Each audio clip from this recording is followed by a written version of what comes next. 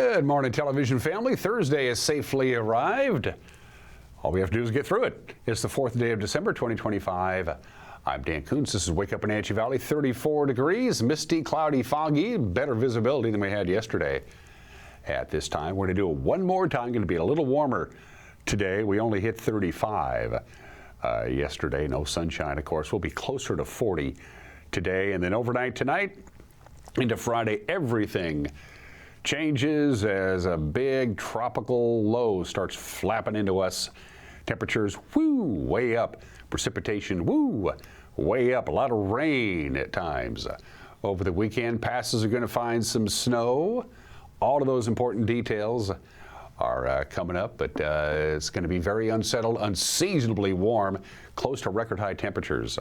A distinct possibility Friday, Monday, and Tuesday. We're in for a pretty unseasonably warm and wet weather for December. News, yes. Sports, yes. The last of our preview with Coach Brian Bremer as the Cashmere Bulldogs get ready to take on the Royal Knights tomorrow afternoon at 3 for the State 1A Championship at Husky Stadium.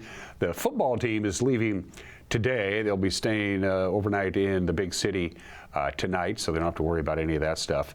And then, of course, they will do battle on Friday afternoon. Looking forward to that. It's Thursday Pause for Pets. Low-Key the dog. Low-Key the dog needs a permanent home. We'll introduce you to Low-Key and see if we can get Low-Key a place to call home with a loving family. We're going to play the interview that Jefferson did with Hanne Beener, the executive director of the Chelan-Douglas Land Trust. Very informational conversation with Jefferson. I liked it. You're going to like it. We'll have it for you as well. It's 2 minutes after the hour. We got some pretty good views here today. That's kind of cool. Boy, gee, you think you can see just about where that low cloud and fog bank is in the Wenatchee Valley? That looks like somebody just painted over the lens, but that's an actual live shot at our Wenatchee Heights camera. Of course, we're still a half an hour from sunrise. It'll be 7:31 this morning. Sunset at 4:11. That's 8 hours and 39 minutes of daylight. Very little temperature variation yesterday. Our high Wednesday was 35. Our low was 32. Our normal high is 36 degrees. So for the first time in a long time, our afternoon high was actually below normal.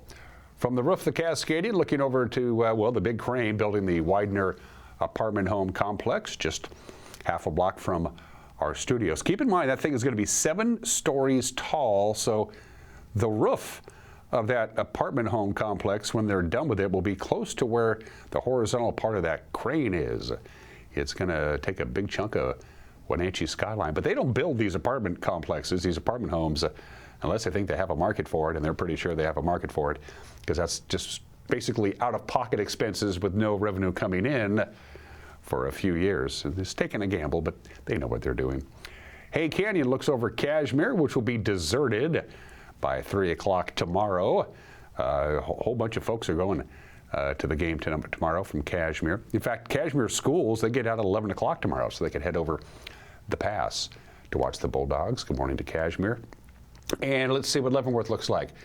Now, when Malcolm first threw the camera up here about 15 minutes ago when we were preparing for the show, and I know you're surprised to find out that we actually prepare for the show, I was able to figure out that was the camera overlooking Leavenworth by the bright lights right smack dab in the middle of your screen. Downtown Leavenworth, Front Street, the park, that's where all the Christmas lights are. It jumps right out at you there. Good morning to Leavenworth.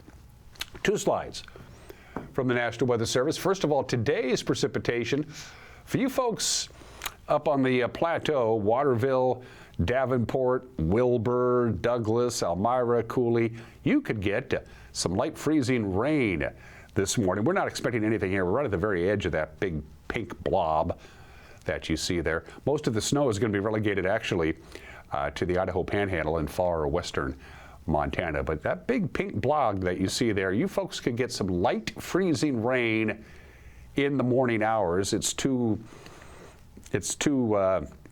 warm here in the valley. It's considerably cooler up there. Light freezing rain means it falls as rain, and then as it passes through the cold pocket of air, it freezes before it hits the ground. So hopefully that's not going to be the case. Nobody likes that. And then let's talk about next week. It is going to be very active, very warm.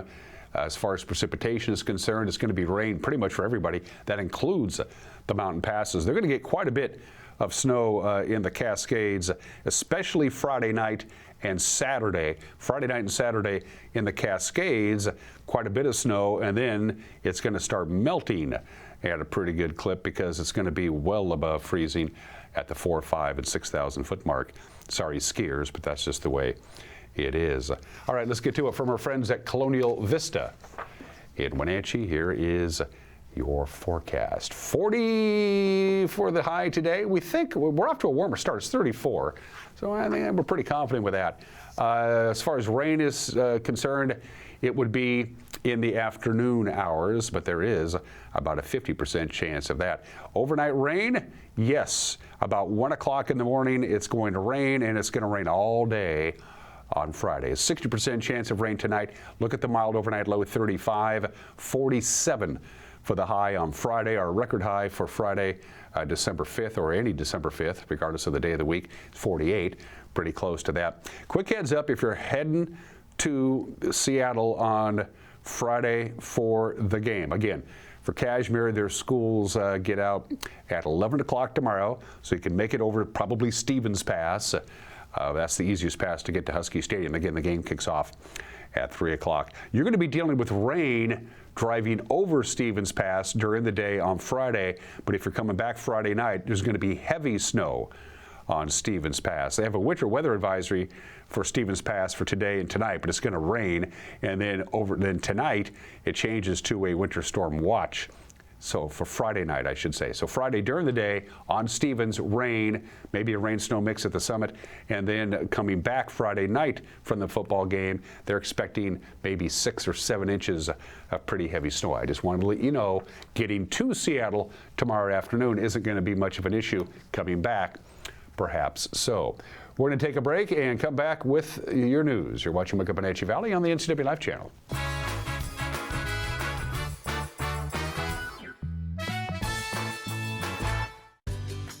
Tour Moses Lake just a gas tank away.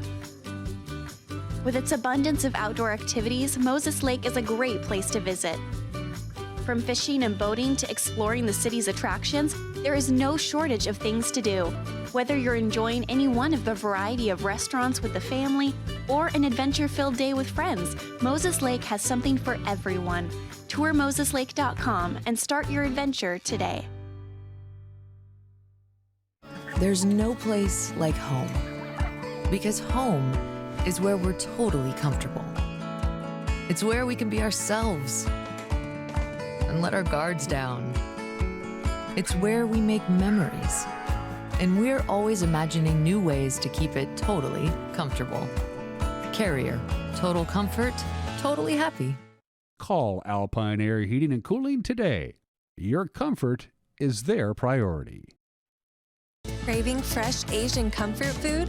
Steam Panda is Wenatchee's popular, family-friendly Asian restaurant. They focus on providing guests with delicious, healthy, fresh, and natural dishes for an affordable price. Warm up with one of their many popular house-made soup dumplings, ramen noodles, or pho dishes. And make sure to ask about their lunch and chef specials on sushi rolls. Steam Panda's Hawaiian poke bowl and salads are excellent with your favorite boba tea. Stop by or order online at Steam Panda today. Welcome to Bliss.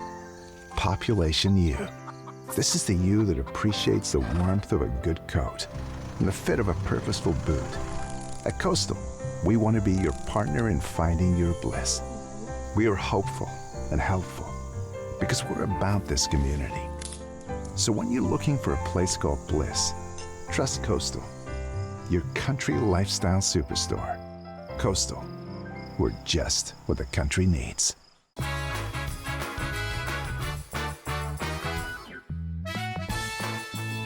Clouds and fog are going to hang around for one more day. Well, we're going to have clouds over the weekend. The big difference, very warm temperatures. We'll see some rain this afternoon, rain overnight tonight, rain all day on Friday. And guess what? A wet and warm weekend is coming our way. The proposed vote to create a TIF district by the Port of Chelan County to create that Malaga tax increment area, well, they have postponed that vote following several public meetings where residents and public officials voiced opposition to the project. Port Commissioner Don Etherington said the port is reviewing the provided testimony in order to make what he calls a, quote, sound decision, close quotation.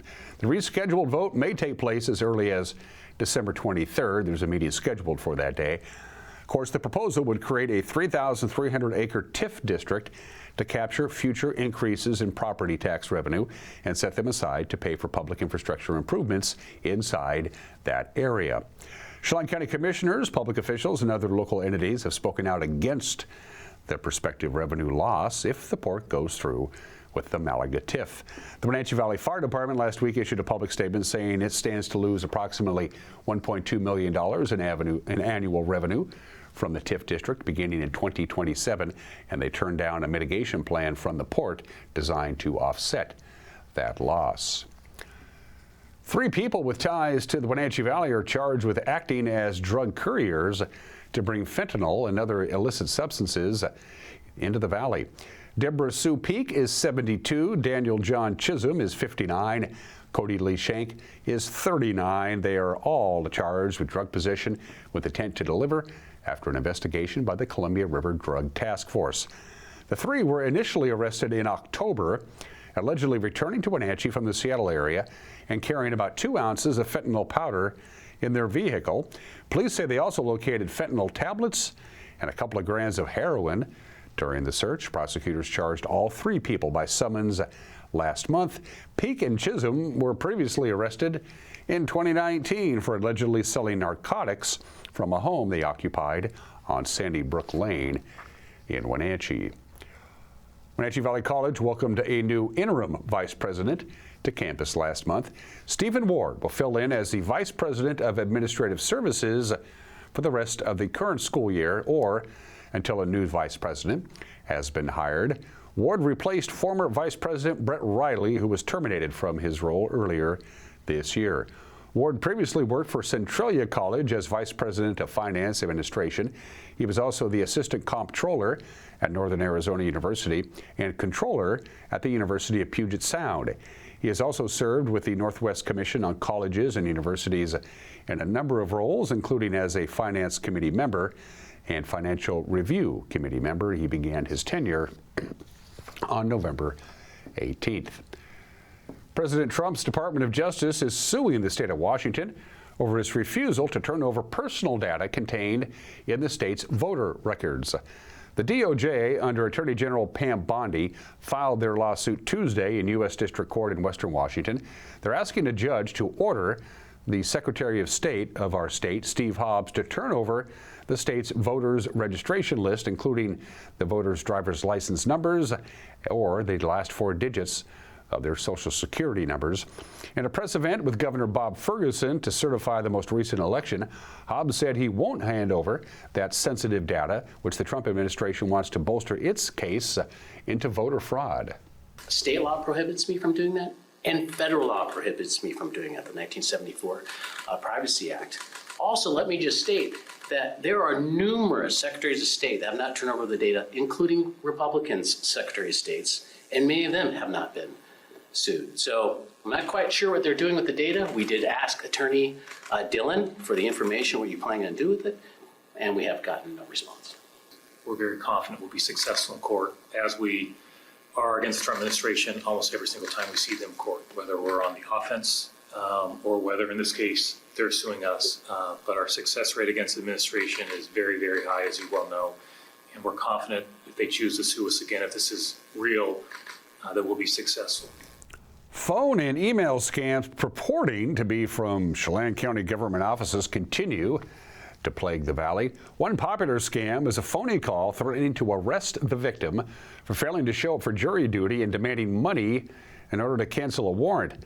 On the Chelan County Connection podcast, Jury Administrator Marisol Woodward says county offices never make any such threats and that most jury communication is done the old-fashioned way, through the mail.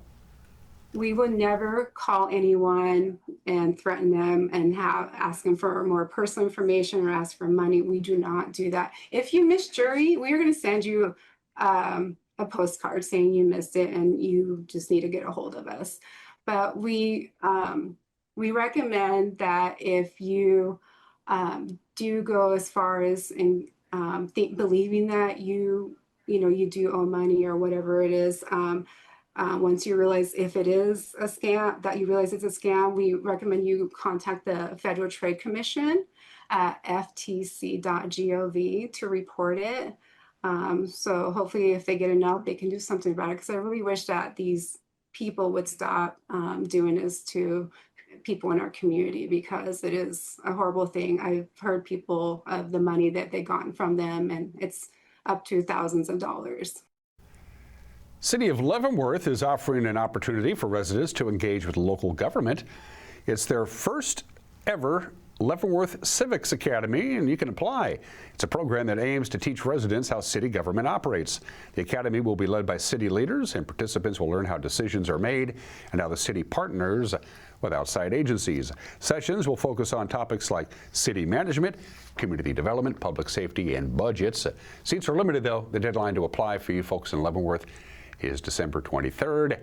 And if you want to travel over the North Cascades Highway, you have until 6 o'clock tonight. That's when they'll shut it down for the season. They do it every year. They shut down State Highway 20. Of course, it's the DOT. It's their call. It's all about conditions, avalanche risk, stuff like that. The date was decided based on current snow loads in the avalanche pathways and snow showers in the forecast for the North Cascades. The closure includes Rainy Pass and Washington Pass between Ross Dam Trailhead and the Silver Star Gate. Now, depending on conditions, they may actually move the gates to lower elevations at the New Halem Gate on the west side and the Early Winters Gate on the east side. They'll close the gates at 6 o'clock tonight. So at 6:01, you're out of luck. And that is the news. At 17 minutes after the hour, the news will come your way tonight at 5 o'clock, 6 o'clock, and 10 o'clock. We're quite proud of it. Well, we work hard. We might as well be proud of it. The NCWLIFE Evening News at 5 o'clock, 6 o'clock, and 10 o'clock, available on YouTube, on our homepage, so you can watch it whenever you want to. You can watch yesterday's news right now, but don't watch this show. Wait till this show is over, then you can watch yesterday's news. If you have Roku, if you have Apple TV, if you have the Amazon Fire thingamajiggy, you're good to go. We're on that. We stream. We have an app. We have Instagram. We have a QR code. And we used to have a commissary, but they closed it. Budget cuts. Sports is next. You're watching Wake Up in Wenatchee Valley on the NCWLIFE channel.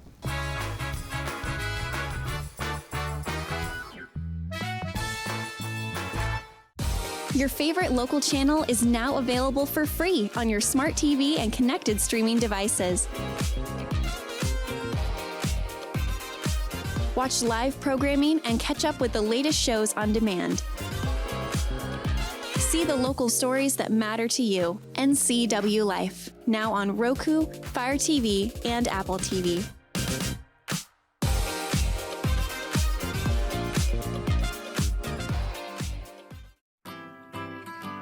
We've all dreamt of moving somewhere new. But what are home prices like? How are the schools? What are the state income taxes? And how's the weather? For all your questions, the Coldwell Banker Move Meter has answers. It's the only tool that lets you compare cities by cost and quality of living, so you can get a better idea of what your dream looks like and start making it come true. The Move Meter, only from Coldwell Banker. Live well with Coldwell.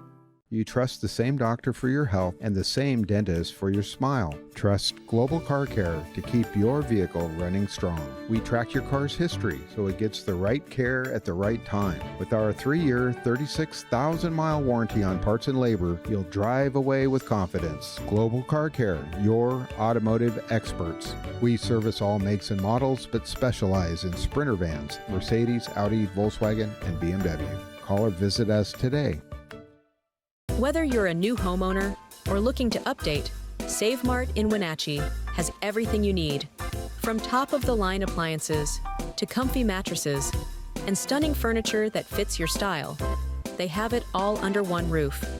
With great deals and expert customer service, you'll find the perfect pieces for your space and your budget. Save Mart, your local destination for quality appliances, mattresses, and furniture at prices you'll love.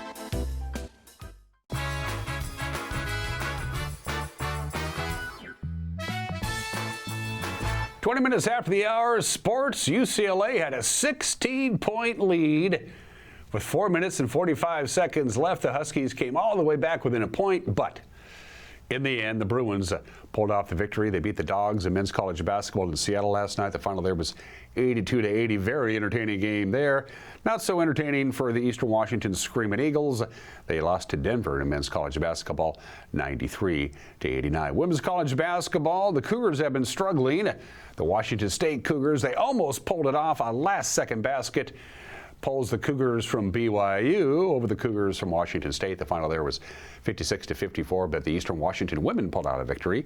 They beat Denver by a point. The Seattle Kraken can end their 3-game losing streak with a victory tonight in Edmonton against the Oilers. Edmonton is 11-11-5 overall. They are 2-1-2 against the Pacific Division. Seattle is 11-7-6 overall. They are 4-2-0 against the Pacific Division. Today's game is the third time these teams will meet this season. Of course, the Oilers won their last meeting, a 4-0 shutout Saturday in Seattle. Cashmere Bulldog football team, they are leaving for Seattle today. They'll stay in hotels tonight, and then they will play for the state 1A championship tomorrow afternoon at 3 at Husky Stadium. Coach Brian Bremer says playing for the title in Husky Stadium does not intimidate his team. I think the biggest thing we talked about is we asked for this. Like, we wanted this stage. It's not like we're happy to be there. We've talked about this stage since February, right? So we've been expecting this stage. We've been expecting this. It's not a surprise to us that we're there. This team in the past maybe has lacked confidence of what it's like to play in a big game. I tell you, with this group, if there's one thing we don't lack, it's like, we don't lack any confidence. This group is a confident bunch that plays like it and that plays for each other. So, yeah, I don't think there really needs to be any of that because we're not playing for the setting. We're not playing to beat Royal. We're playing for the love of our brother. We're playing because we don't want to let the guy next to us down. I'm calling plays because I want to put Ryland Hatmaker in the best situation possible and allow him to see success. It has nothing to do with our opponent at all. We don't see this as a get-back game, as a rematch, it's not what it is, because that's opponent driven. Yes, we have opportunity to play a team that we're familiar with, which we're happy about that, and we're excited about the opportunity, but that's not how we play the game. We're playing for the love of the brother next to us and the love of our community as well. Bremer says playing for the state championship requires special preparation for his team, but that's not a distraction. You know, it's a fast week. You get a little bit of a dog and pony show with hotel rooms and meals and getting rooming assignments and hopping on Zoom calls to talk about the ins and outs of what it's going to be like at Husky Stadium. But, you know, when we're on the practice field, it's kind of like mine and the rest of these guys' sanctuary. You can forget about all the extra stuff that has to be done this week and focus on the game. And, you know, we're going over there to play a football game, not to stay in a hotel. Finally, he said having a team that both loves football and each other makes his job a little easier. It's true. You should see how much time these guys put into the game. I mean, there's a lot of these guys that are logging 4 hours of film a week just watching it. And I think a lot of our maybe teachers wish they put a little more time in their academics. No, I'm just kidding. We have high academic kids as well. But these kids love the sport. And I would say beyond the game of football, they love each other.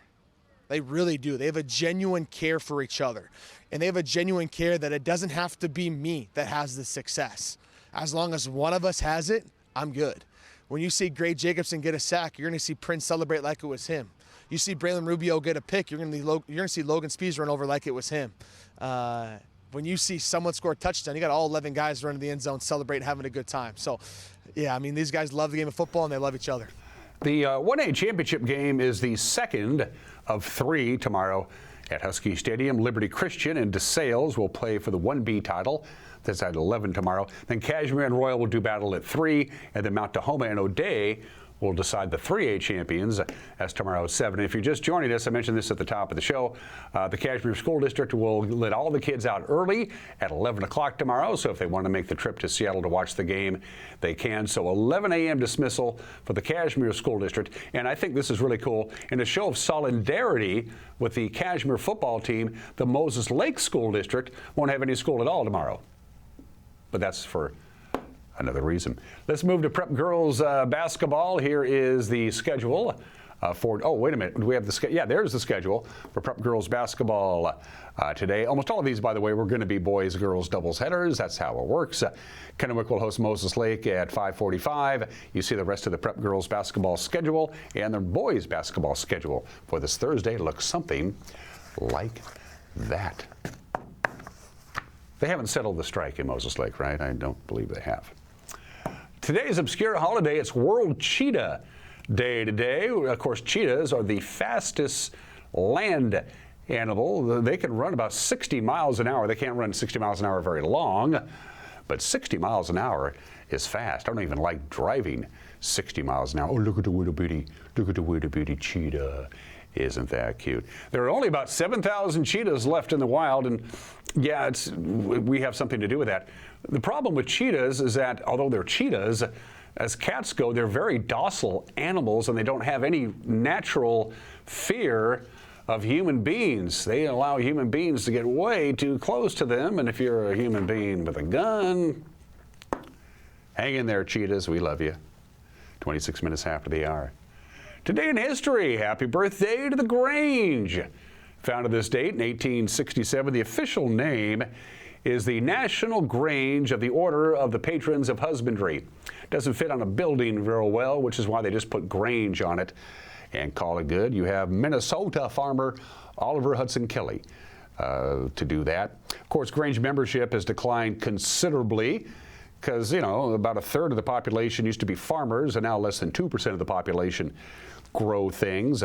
Between 1992 and 2007, the number of Grange members fell by 40%, but in our state, we have the largest membership of any Grange. There's about 13,000 members of the Grange in our state, and last year, for the first time in 70 years, membership of the Grange actually went up.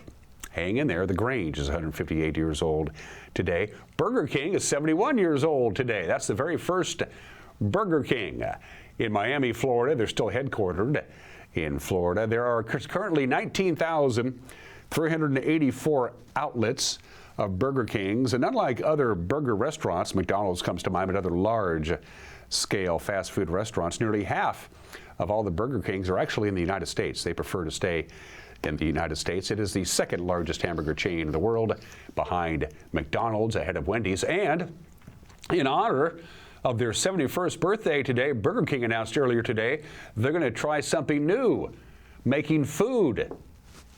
We'll see if that works out. It was supposed to be a Carl Perkins session. Well, it was. Carl Perkins was scheduled to record. The only two people who were supposed to be there at the Memphis Sun Studios on this date in 1956 was Carl Perkins and Jerry Lee Lewis for a Carl Perkins session. Elvis dropped by to see his girlfriend, who happens to be in the picture there, and then Johnny Cash came by, and thus was born the famed $1 Million Quartet. Elvis, Johnny Cash, Jerry Lee Lewis, and Carl Perkins. The recordings were bootlegged for years. They were finally legitimately released in the early 1990s. I've heard the legendary recordings many times. Johnny Cash ain't there. I'm sorry, but Johnny Cash's voice is very recognizable. And if all four of them are singing together in the famed $1 Million Quartet 71 years ago, I'm not hearing Johnny. Just telling you. And it happened to Pan Am. 34 years ago today, Pan American Airlines shut its doors. It's hard to believe that Pan Am is gone. Pan Am, of course, had the U.S. monopoly on all international flights.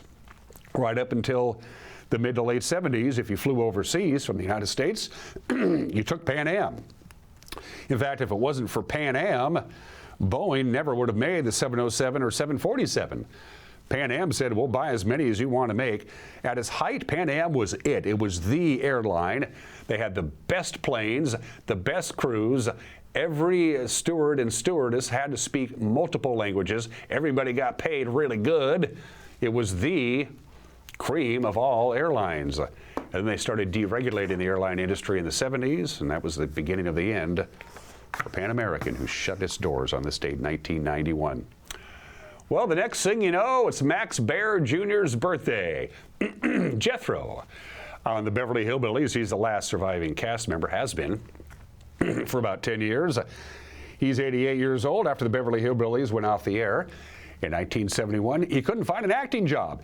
He was completely typecast, so he went behind the camera and made a director. In 1972, he made a film that cost $30,000 to make and grossed $30 million at the box office. Max Baer Jr. said, hey, I think I'll become a filmmaker, since he couldn't find an acting job anymore. He's done pretty good for himself. Jeff Bridges is 76, won the Academy Award for Crazy Heart. My introduction to Jeff Bridges was King Kong, the remake. He was in Starman, of course, True Grit, The Big Lebowski, The Last Picture Show. Happy 76th to Jeff Bridges. For heat and air, call Alpine Air. For heat and air, call Alpine Air. They are our platinum sponsors. Always should be your first call if something goes a little cattywampus with your HVAC system. Doesn't matter the brand, give them a call. If you're going to fix something as important as an HVAC, you might as well have somebody do it who knows what they're doing. Mike Medani's got an opinion coming up. It's Jefferson Robbins and his conversation with Hanne Beener, the executive director of the Chelan-Douglas Land Trust. But first things first, Loki the dog needs a home. It's Pause for Pets.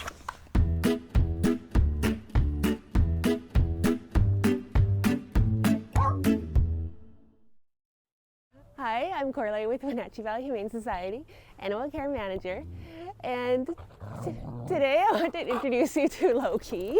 Loki is our 5.5-year-old, we think husky mix. He's certainly got the cute tail.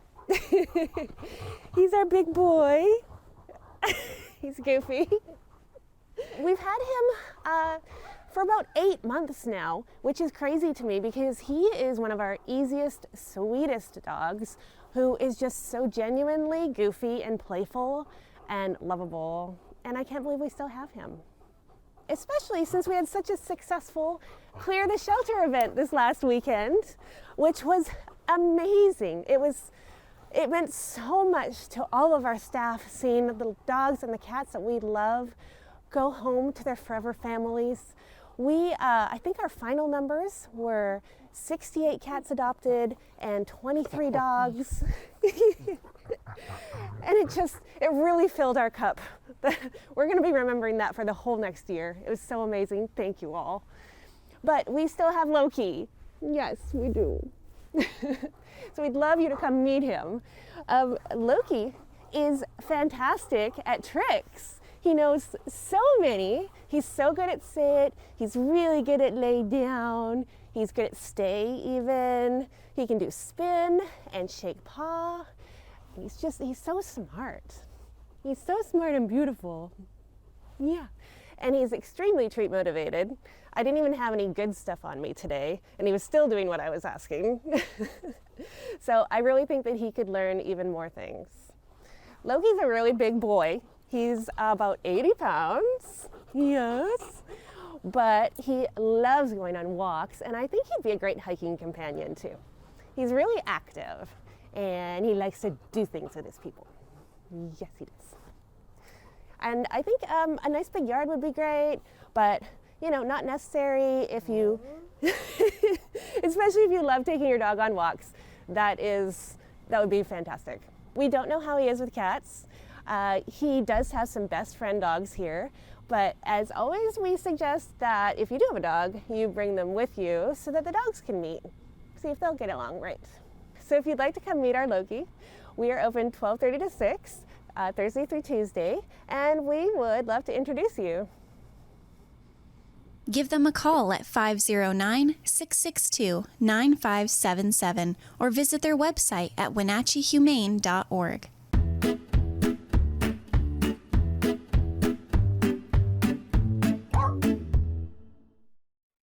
Loki's a really big, oh gosh.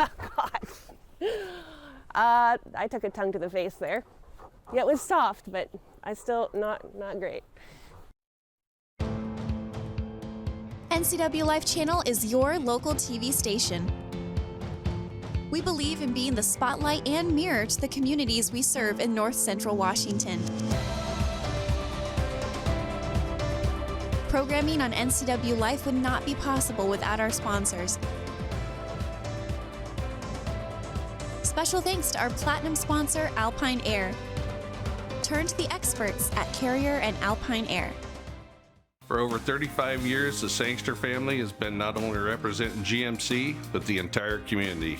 As one of the few family-owned dealerships in Washington, you can count on our personal integrity, which has spanned over 3 generations, to ensure your satisfaction.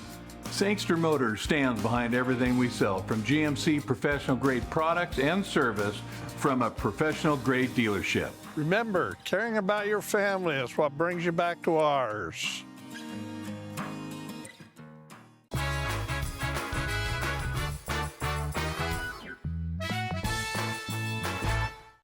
This is Mike Mad Dog Magnati, and everybody is entitled to my opinion. No, I've heard a rumor that, I guess it's true, that the Major League Baseball is going to start using robots to call balls and strikes. Well, you know, I want to say that anything that will stop us from having to yell at umpires for lousy calls, anything that will stop managers from storming from the dugout to argue, chest bump, and kick dirt on the shoes of umpires, and anything that will eliminate players' benches clearing and rhubarb starting in the field, delaying the game, and anything that will stop players and managers from being tossed from the game should never be used. Come on, this is baseball, people. What are they thinking? This is Mike Mad Dog Magnati, and that's my opinion.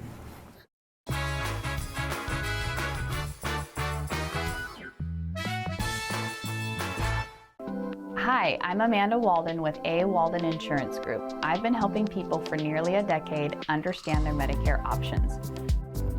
Medicare isn't a one-size-fits-all.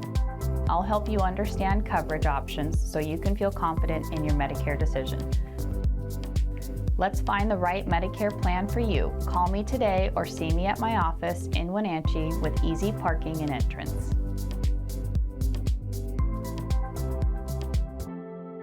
Caught in a conflict? Family, workplace, neighbor, business, housing disputes? Wenatchee Valley Dispute Resolution Center provides mediation services, a cost-effective and efficient way to provide a written resolution to disputes and issues. Plus, we offer mediation training and community education on conflict resolution and communication skills. Contact us to learn more. Mow, dig, haul, trench.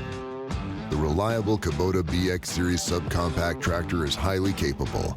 A smooth hydrostatic transmission makes for easy operation and versatile attachments that help you handle the job. The Kubota BX Series is the #1 selling subcompact tractor in the U.S. Talk to your Kubota dealer to schedule a demo.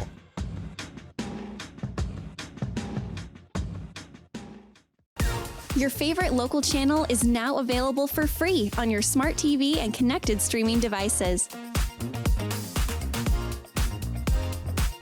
Watch live programming and catch up with the latest shows on demand. See the local stories that matter to you. NCWLIFE, now on Roku, Fire TV, and Apple TV.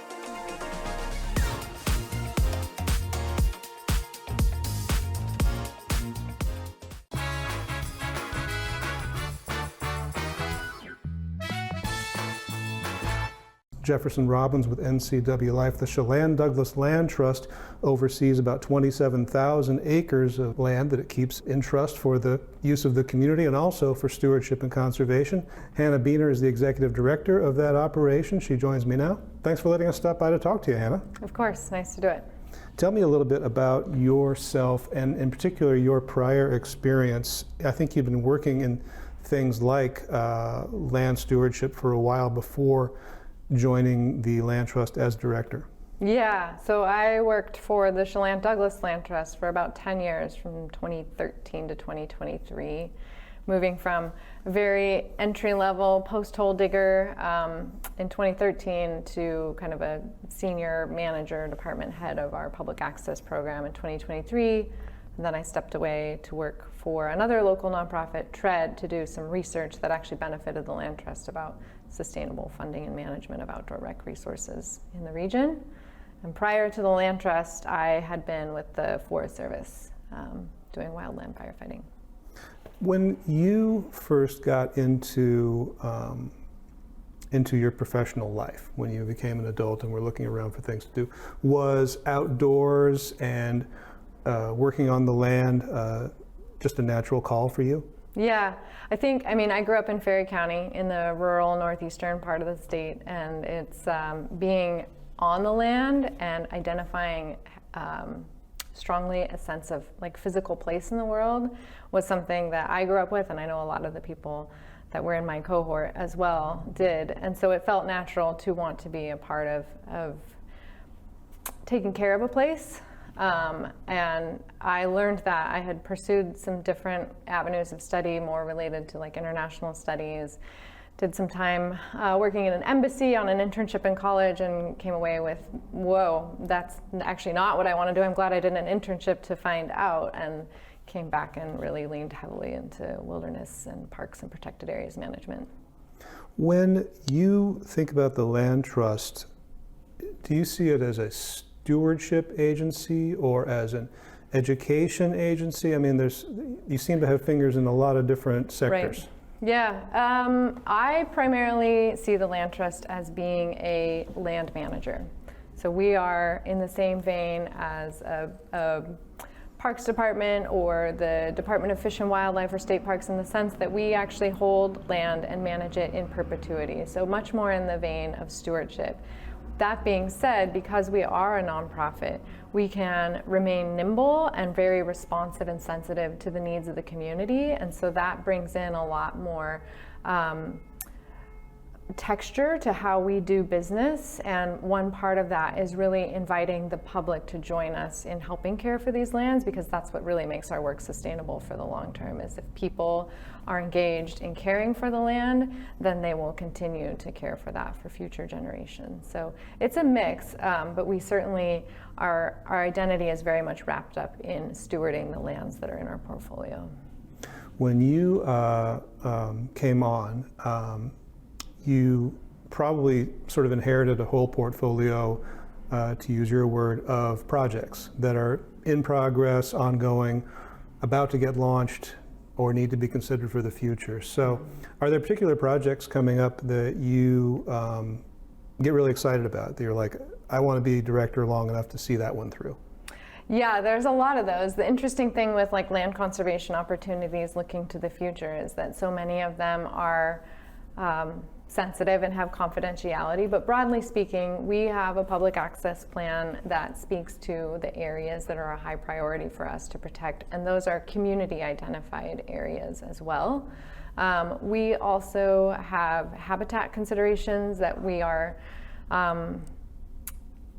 have a habitat management plan, so we do a lot of weighing of options. I think the things in that vein that I get excited about are thinking about where we can have the biggest impact on climate resiliency in our region. And by that I mean, where are the areas that we're going to protect that are going to have the biggest bang for the buck as far as, you know, the sustainability of wildlife, plants, and other habitat considerations in the future. And then right alongside that, you know, where are we going to be able to conserve lands that actually have benefits to our human population in the face of climate change? I think that's an important consideration that the Land Trust is kind of still wrestling with how to engage in that.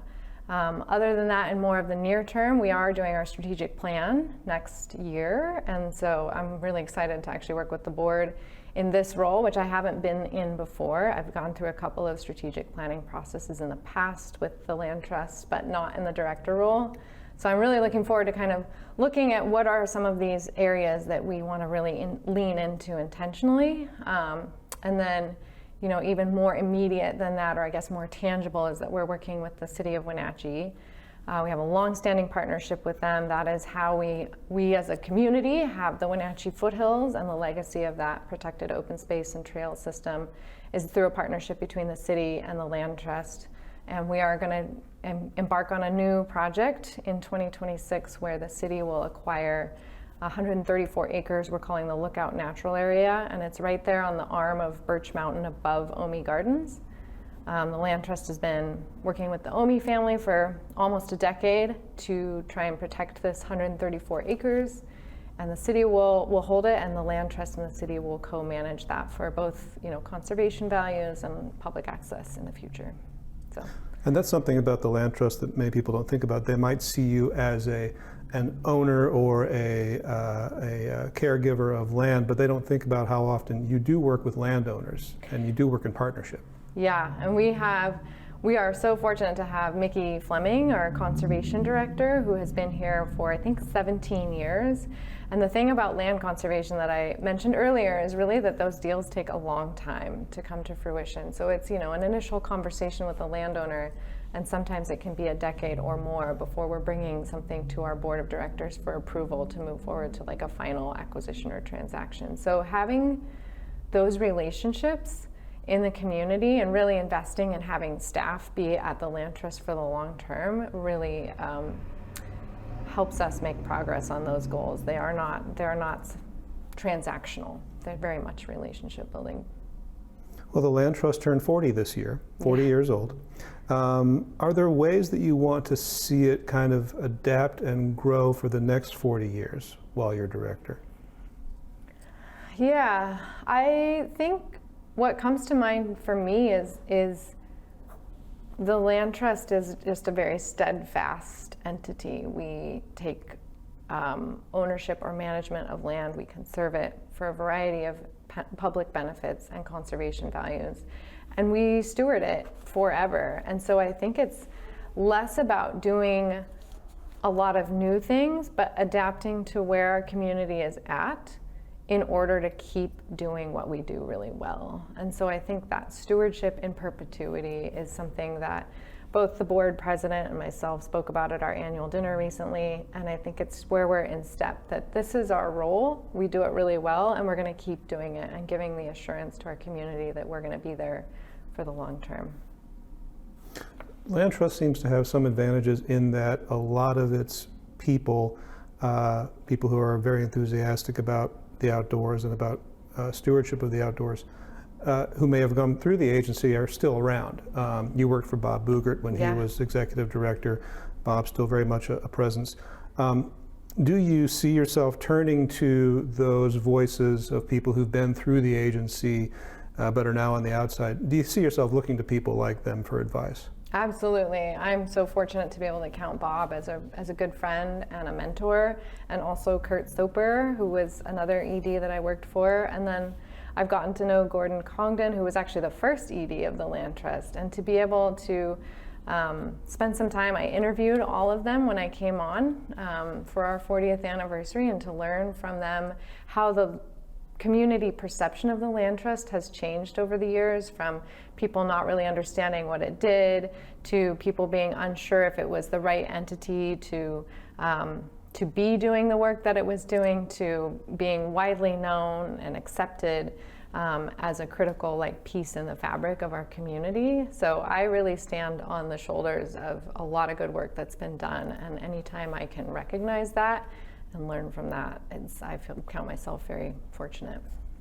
You talked about community perception of the Land Trust. Is there any particular criticism that you hear about the Land Trust most often?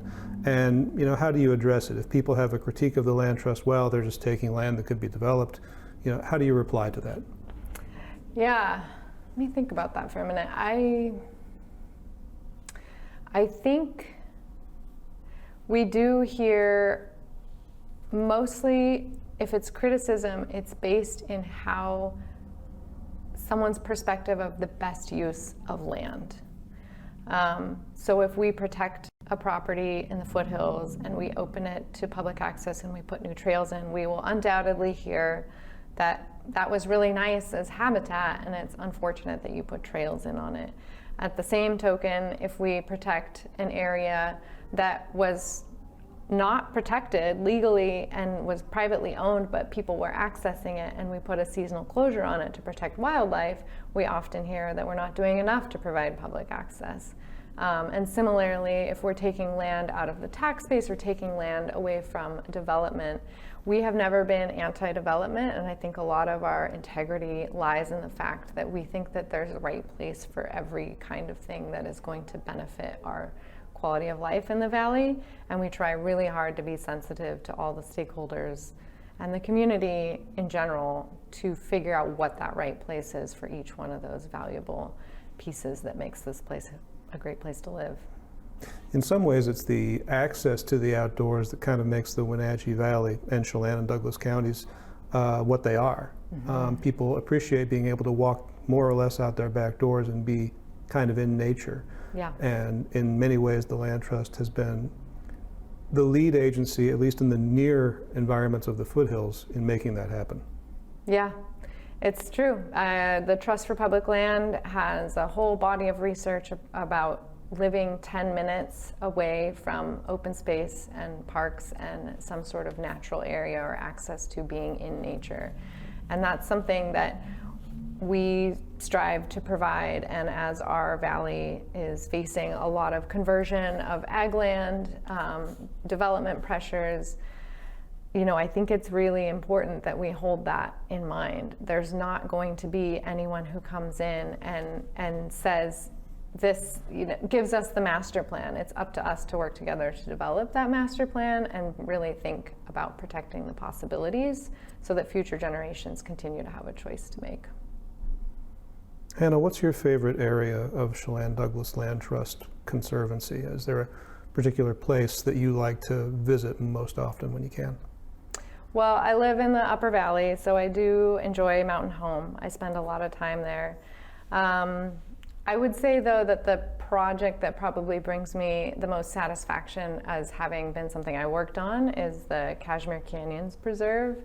We had some wonderful private landowners to work with there, and it's just a unique preserve in that it's privately owned, it has public access. The landowner and the land trust work really collaboratively to bring that online and then also to continue managing it.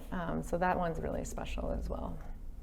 You mentioned Mountain Home Reserve, and there was recently a community burn pile workshop, which I thought was kind of interesting because if you're managing forest land, you do need to thin. You do need to do some controlled harvesting and some controlled burning to make sure that that's a wildfire resilient property. So what led you to want to invite the public into that process and see this is how we treat the forest that we have in our conservancy? Yeah, I think it is really important work. It's definitely an area that is sensitive. The whole Leavenworth Basin, as you know, is considered extremely high risk for loss of personal property due to wildfire. So the fact that we can do our part, and I don't know if you were up there, but I mean, it was significant, the amount of thinning we did and the amount of fuel that we removed through that pile burn. So I think the value in having the community play a role in that is that we often, especially with smoke, seem to get, you know, in the mindset, because we suffered through a lot of smoke in a lot of summers and into the falls now, that this is just really unfortunate that we have this smoke. And I think that we try our best to do that burning when it's going to have the least effect on the population. But it really just gets people out there in helping to steward the land in another capacity. I mean, it's no different than inviting them to help maintain a trail that they use or to take out barbed wire fence that's hindering wildlife progress. So it's really just connecting people with what it means to steward the land so that they can understand it and they will care and they will take that message to,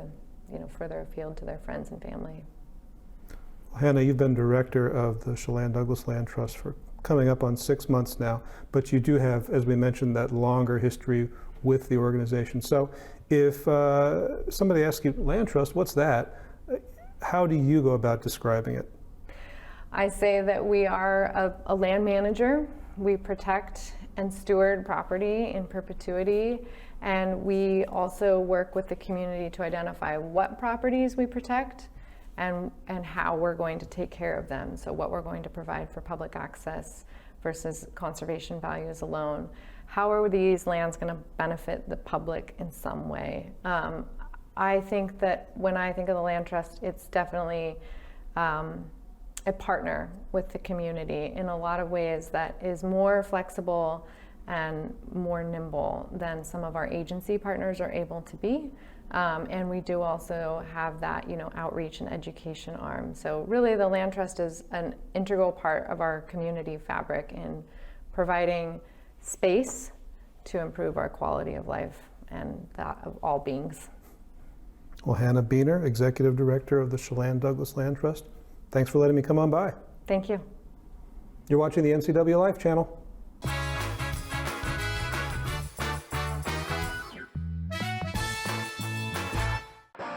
BC Outdoor Sport Fishing TV, Season 14. Join your host Mike Mitchell and his special guests as they explore some of the most exciting fisheries BC has to offer.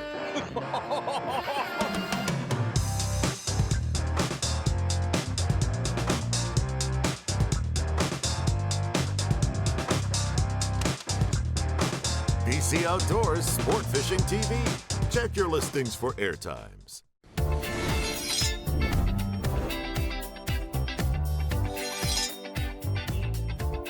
I'm Jen Mueller. Watch for my show, I Cook, You Measure on NCWLIFE. It's part cooking instruction, part entertainment, and all about connecting over food and wine with your favorite Northwest athletes. Watch I Cook, You Measure with Jen Mueller Mondays at 1, Wednesdays at 2, Fridays at 11 a.m., and Saturday and Sundays at 10:30 p.m. right here on the NCWLIFE channel.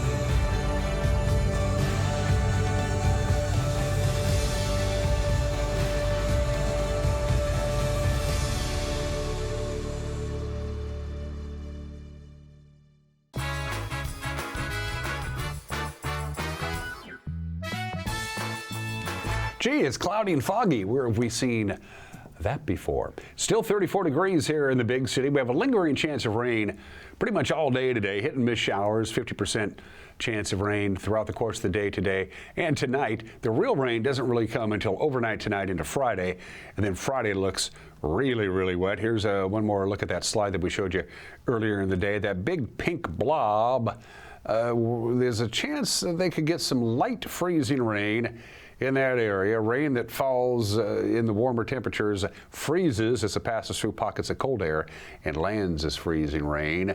That's the possibility today, and you can see the rest of the map around that big pink blob. And a friendly reminder, there's going to be a lot of people heading from North Central Washington to Husky Stadium tomorrow for the football game. Now, during the day on Friday for Stevens Pass, which I think most of the people are going to be taking, you're going to be dealing with rain on Stevens Pass. The snow level is going to be a little above 4,000 feet, so maybe the last 2 or 3 miles on either side of Stevens Pass during the day on Friday. It's going to be pretty much rain with a little bit of a rain-snow mix, but it's going to snow Friday night pretty heavy. In fact, there's a winter storm watch for Friday night on Stevens Pass. The snow level is going to drop down to about 3,000 feet on Friday night. So getting from North Central Washington to Husky Stadium during the day Friday, you're only going to be dealing with rain and probably quite a bit of rain in Seattle as well. But coming back on Friday night, you're going to have winter driving conditions on Stevens Pass. I want to let you know about that. Getting there, no problem. Getting back, that's an issue. Sounds like marriage to me. Rain later today, a high of about 40, and then about midnight or 1 a.m. overnight tonight into Friday, the rains will come, and it will rain pretty much all day on Friday. Could get a 1/4 of an inch if possible, and look how warm it's going to be. 47 degrees. Our normal high this time of the year is 36. So our normal high temperature is going to be more like our overnight low temperature throughout the course of the weekend. So rain on Friday, rain tapers off about midnight Friday night. We'll see a little sunshine on Saturday. It's been a while. High of about 50. Chance of rain Saturday night, 40%, and then rain again on Sunday.